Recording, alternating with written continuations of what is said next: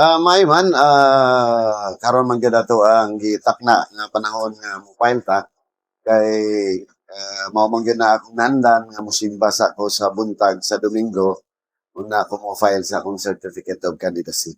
Okay, naka-file lang gid si Gov, no? So, kadaan nga mga plataforma Gov nga napuhat nimo sa may kuan pa nga imo nga plano pa pod sa sunod pod nga mga termino. Siguro nakita naman sa tanan nga ang ato ang tulo ka tuig sa unang termino ubay-ubay pod tag mga nabuhat pero ang kanang tulo ka tuig murag mubo raman kay igo raman nato gi hanay unya atong gisugdan pa sumonang siguro sa ikaduhang termino mas mupaspasog samot ang ato ang development sa Dinagat Islands ang tanang mga dinagat nun even gani ang mga dili taga Dinagat maski asa ka mangutana diha sa Caraga region o diri sa ato ngadto sa Surigao ug sa nagkalain-laing kalugaran nakita naman nila ang pag-asenso pag-udmag sa Dinagat Islands even ang mga turista dili lang nagikan sa Mindanao kundi sa tibok Pilipinas ug sa nagkalain-laing lugar usab sa kalibutan na ilan na hinahinay ang Dinagat Islands.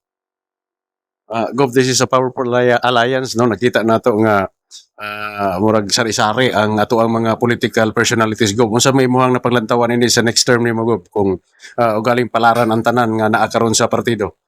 Hindi, ang pagkatinud lang, ang partido nato isang partido federal.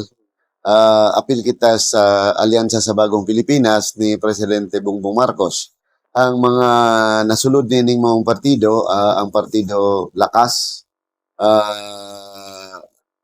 NUCD, mo ng Lakas NUCD. Ang sunod niya na ang NUP, Nationalist Union of the Philippines. Ikatulo ang Nationalista Party. Unya ikaupat ang Nationalist People's Coalition. O ang ikalima, of course, ang lead party mo ning Partido Federal ng Pilipinas nga partido ni Presidente.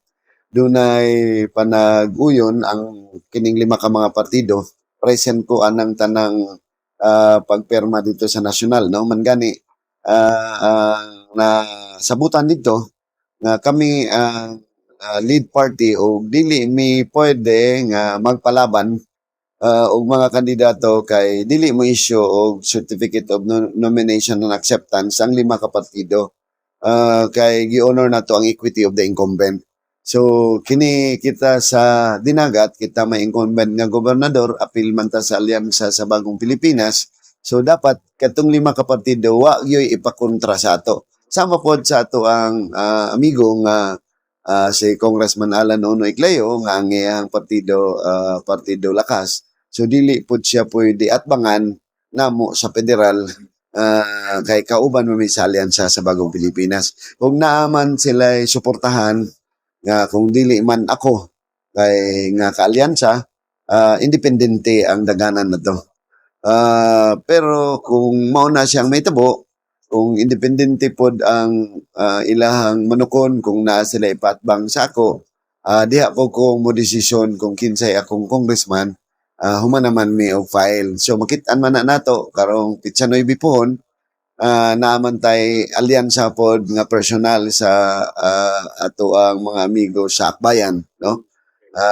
Sama sa ato ang adopted nga board member, si board member Lialdes sa unang distrito ug si board member Sean Iludo ni Police Empapa. Mao manay ato ang kaalyado, no? Mo nang ang naay equity of the incumbent ramangod ang governor o congressman. So gikan sa vice governor paubos ngadto sa mga mayores og SB suna libre ni. So meaning free zone.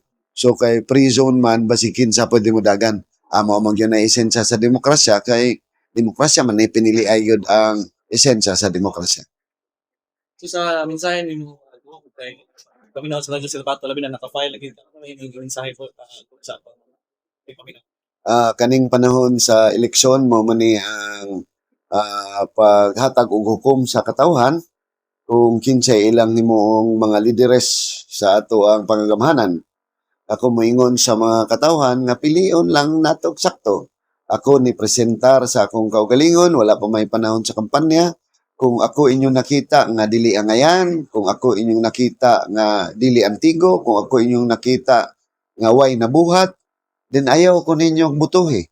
Pero kung nakita ninyo nga ako makahatag o kayuhan o dugang pang kaugmaran o nakita ninyo nga ako ni trabaho sa ako ang trabaho, then kamo ang maghukom kay kamo man ang haring lungsod. Dili inyo haning panahon mo nang ako muagdi kaninyo nga ato ang hunaw-naon, tanaw na to ang kaugmaon sa atong mga anak, kaugmaon sa dinagat, kung naglantaw ta og kaugmaon, pilia ang insakto. So ako, moingon, ako ikaw, itang tanan ng remedy, Nilo de Meri at your service po.